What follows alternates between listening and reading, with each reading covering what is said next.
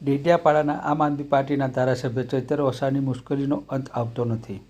ધારાસભ્ય ચૈતર વસાવાનો જેલવાસ યથાવત 5મી ઓગસ્ટ સુધી ઠેલાયો. ધારાસભ્ય ચૈતર વસાવાની મુશ્કેલીમાં વધારો, 5 ઓગસ્ટ સુધી જેલવાસ યથાવત. ધારાસભ્ય ચૈતર વસાવાની જામીન અરજીની સુનાવણીમાં પડી મુદત. સરકારી વકીલે સમયની માંગ કરતા સુનાવણી મુલતવી. 5 ઓગસ્ટના રોજ વધુ સુનાવણી હાથ ધરાશે.